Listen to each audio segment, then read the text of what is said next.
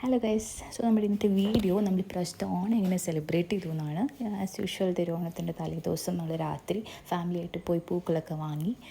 അങ്ങനെ അത്യാവശ്യം നല്ല റേറ്റ് ഉണ്ടായിരുന്നു. ഞങ്ങൾ മലപ്പുറം മാർക്കറ്റിൽ നിന്നായിരുന്നു വാങ്ങിയത് പൂക്കളൊക്കെ. അങ്ങനെ അത്ര വെറൈറ്റീസ് ഒന്നും വാങ്ങിയില്ലെങ്കിലും കുറച്ച് പൂക്കളൊക്കെ വാങ്ങി ഞങ്ങൾ നേരെ വീട്ടിൽ വന്നു. പിറ്റേ ദിവസം രാവിലെ എണീറ്റ് പൂ അങ്ങ് ഒരുക്കാൻ തുടങ്ങി.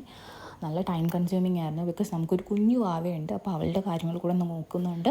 കുറച്ചധികം ടൈം പൂ ഒരുക്കാൻ തന്നെ പോയി. ആ സാധനം എങ്ങനെയൊക്കെയോ ഒന്ന് സ്റ്റാർട്ട് ചെയ്തു.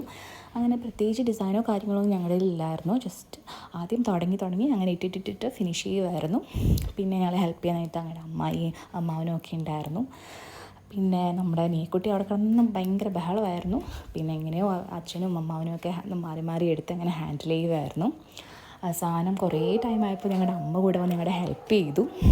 അങ്ങനെ ഏകദേശം ഒരു 9-9:30 ആയി ലാസ്റ്റ് കംപ്ലീറ്റ് ചെയ്തപ്പോൾ.